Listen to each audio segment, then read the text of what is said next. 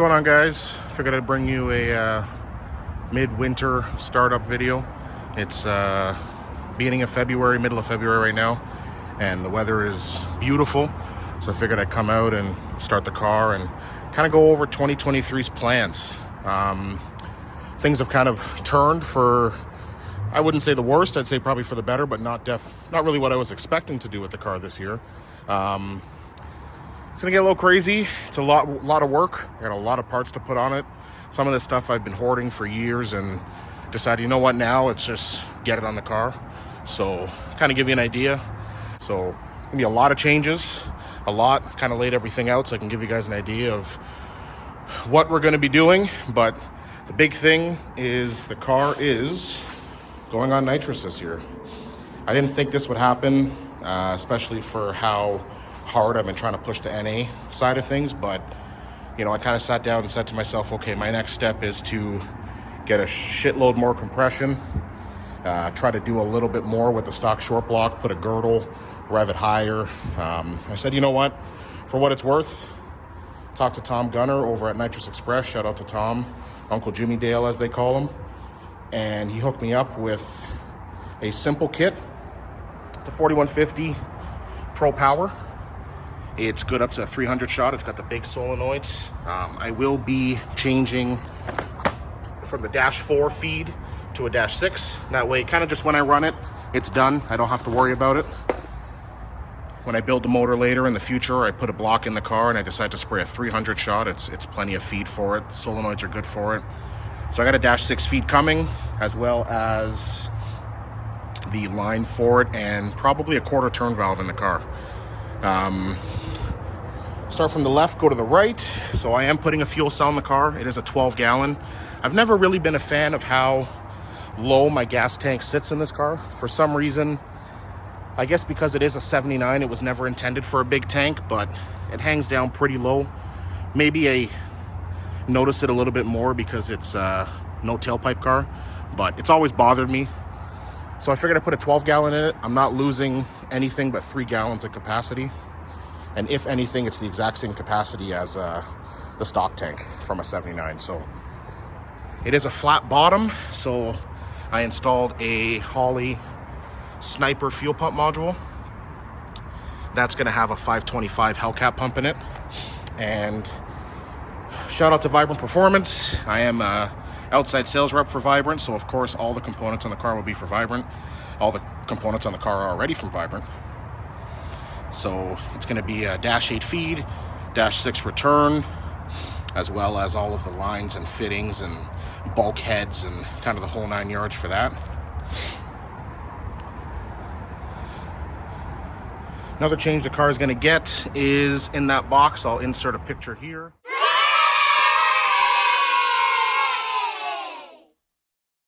Is a Racecraft motor plate. I decided to put a motor plate on the car. I've had issues with the passenger motor mount actually bending in this car, and I figured the motor plate's going to help hold the block together, especially for how much I intend to spray the car. Probably a 200 shot on E85, probably nothing more than that. But it's going to do all I can to keep the block from splitting in half. If it splits, it splits, but knock on wood, we haven't hit that yet.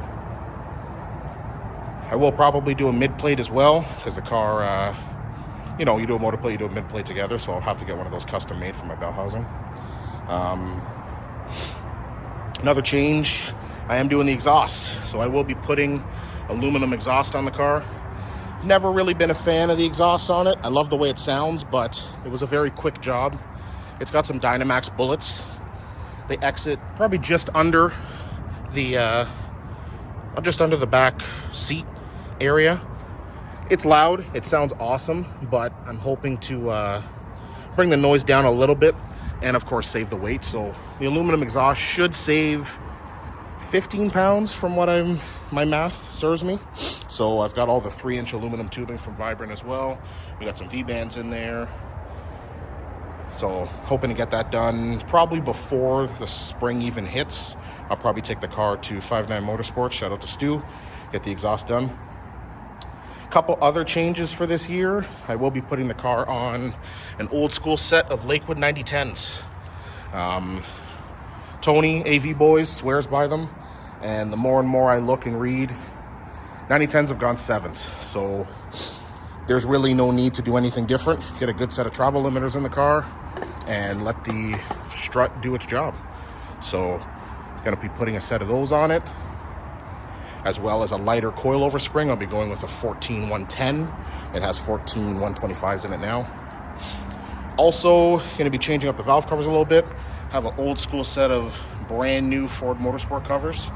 So I'll be putting a dash 12 bung in both of those. And another change that I'm a little bit hesitant on, I don't know exactly if it's going to make a big difference, but we're going to try it, is a 4150 throttle body. This is a fast unit. The current setup now, if some of you haven't seen it, is a Holley EFI 4150 elbow with a 105 accufab throttle body. This tube is loose right now. I was doing some valve cover work, and it has a 5-inch tube that goes directly behind the front grille.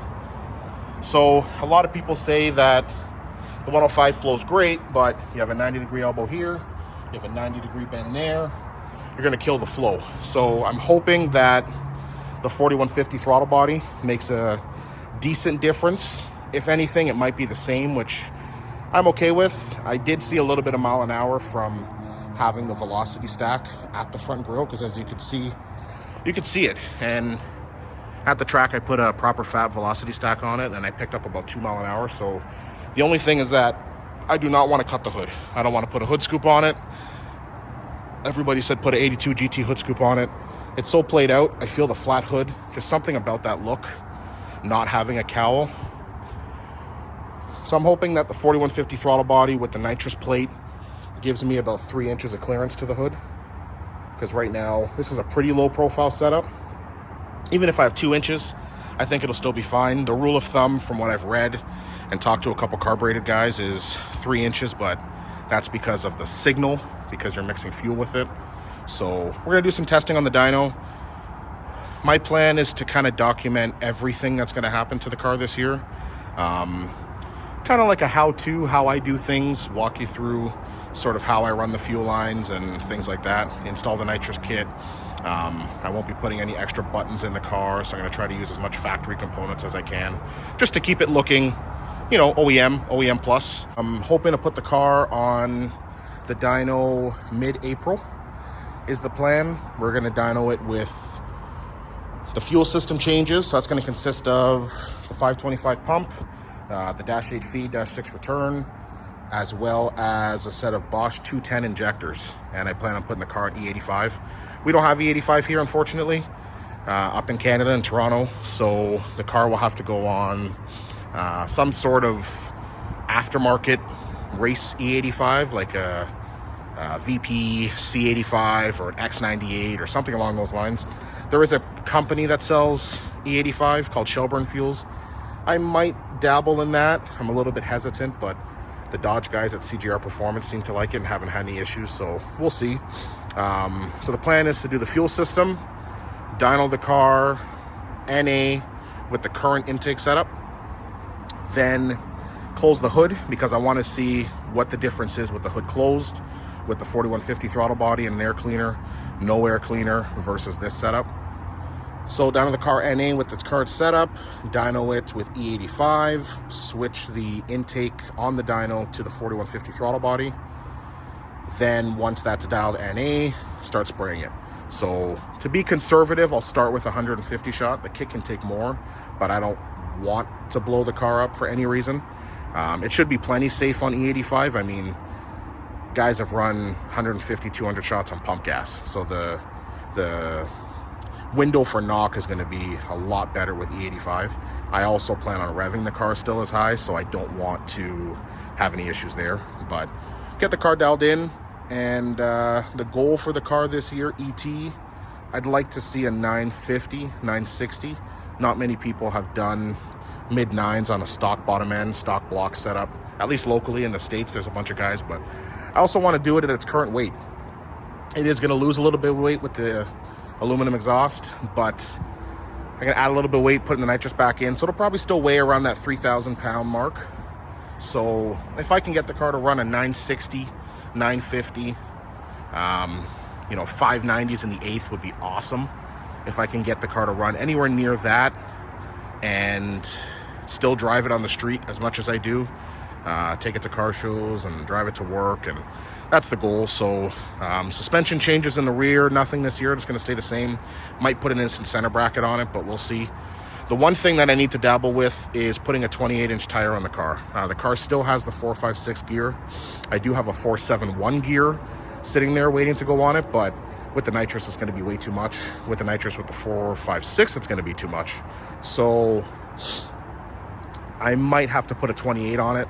28/9 most likely, because I hate the way a 28-10.5 looks on the back of these, especially with a 6.5-inch back spacing wheel. So even with the 456 and a 28, the car will be going through the traps at about 7,900. So on the spray, that's a lot of RPM, but we're going to try it. I can also ramp in the nitrous to spray a little bit later too. So, but I'd love to see 135, 140 mile an hour would be awesome.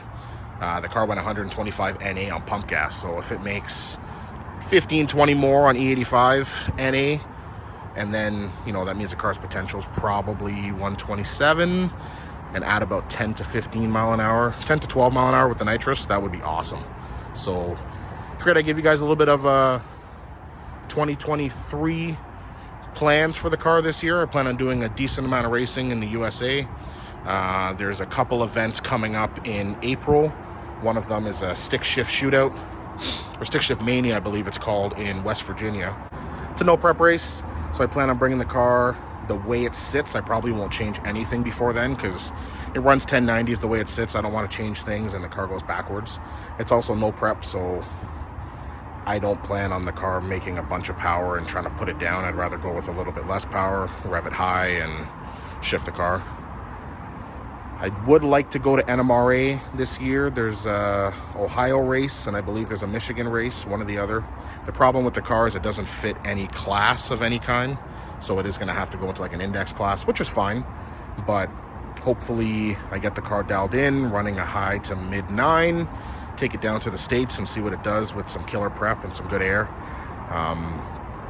But yeah, that's the 2023 plans. Figured I'd let you guys know, and look forward to some videos on the channel. I'm hoping to do a lot of content this year. The first video that I uploaded did very well, did about almost 10,000 views. So I'm hoping to kind of go through the car with you guys and show the install and how I do things. And I do everything on the ground. I don't have a hoist. I might take it to work to get the fuel system done, just so I can document that part of it through the company as well. But either way, that is what's going to happen this year. Like the video, subscribe if you haven't already, for some more content, and we will see you guys on the next video. Thanks.